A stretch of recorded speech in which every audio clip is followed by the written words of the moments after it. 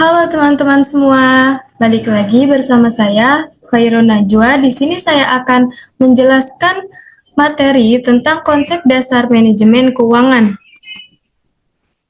Nah, di sini ada definisi manajemen keuangan.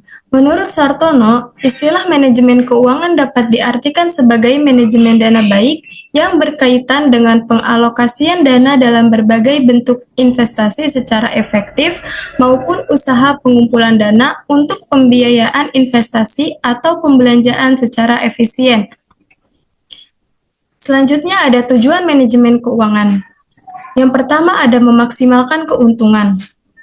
Memaksimalkan keuntungan berarti semua tindakan dan keputusan finansial yang diambil akan meningkatkan pendapatan keuntungan, juga membantu meminimalisir pengeluaran yang tidak perlu dan yang tidak diinginkan.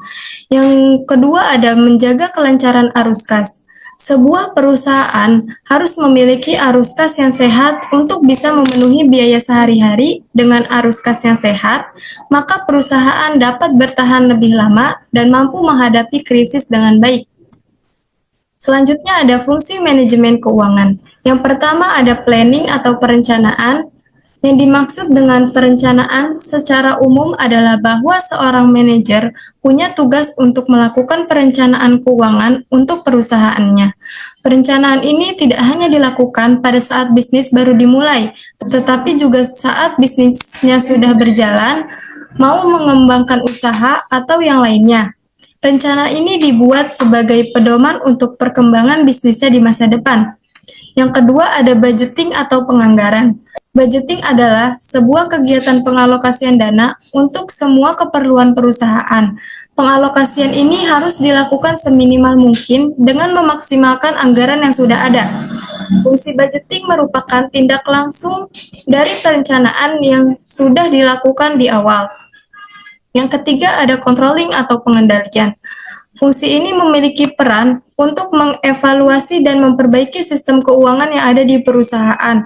Agar fungsinya bisa berjalan dengan baik, biasanya dibuatlah prosedur keuangan hingga kebijakan tertentu. Tujuannya adalah untuk mencegah dan meminimalkan kesalahan dalam pengelolaan keuangan.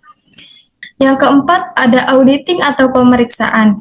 Auditing adalah proses pemeriksaan keuangan. Proses ini dilakukan sesuai dengan kaidah akuntansi sehingga terhindar dari adanya penyelewangan atau penyimpangan dana yang dimiliki oleh perusahaan.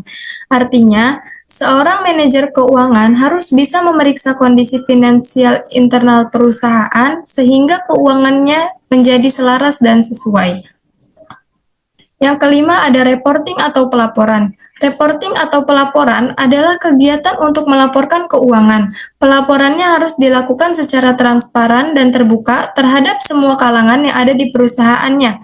Laporan ini akan memberikan informasi mendasar mengenai kondisi keuangan perusahaan, misalnya untuk mengetahui rugi dan laba bisnisnya, kenaikan aset, kenaikan omset, dan yang lainnya. Selanjutnya ada bentuk badan usaha. Bentuk badan usaha adalah struktur hukum dan organisasi yang dipilih oleh pelaku usaha untuk menjalankan aktivitas bisnisnya.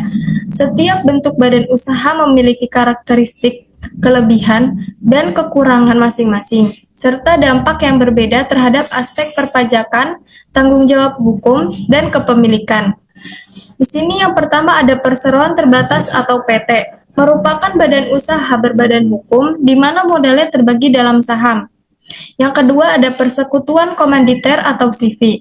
Bentuk badan usaha yang terdiri dari dua jenis sekutu, yaitu sekutu aktif atau bertanggung jawab penuh dan menjalankan usaha, dan sekutu pasif atau komanditer, yaitu hanya menyetor modal tanpa ikut mengelola. Yang ketiga ada perusahaan perseorangan, merupakan bentuk usaha yang dimiliki dan dijalankan oleh satu orang. Selanjutnya ada etika bisnis manajemen keuangan.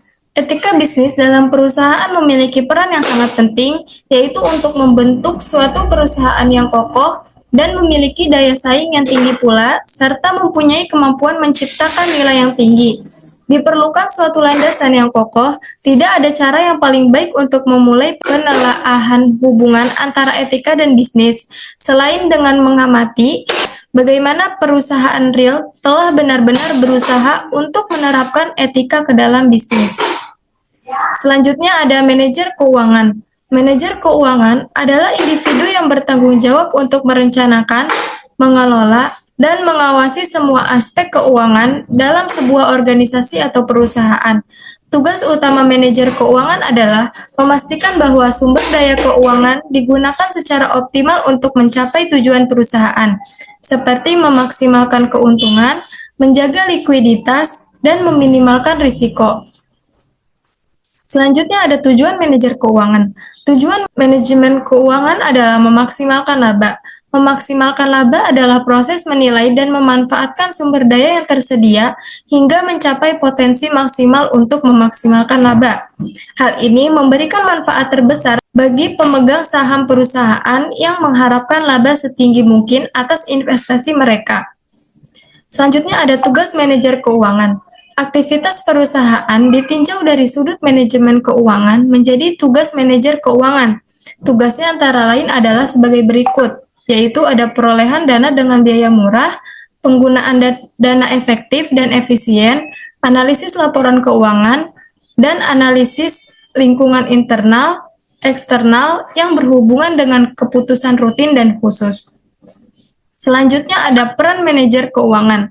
Kesuksesan suatu perusahaan dipengaruhi oleh kemampuan manajer keuangan untuk beradaptasi terhadap perubahan, meningkatkan dana perusahaan sehingga kebutuhan perusahaan dapat terpenuhi, investasi dalam aset-aset perusahaan, dan kemampuan mengelolanya secara bijaksana.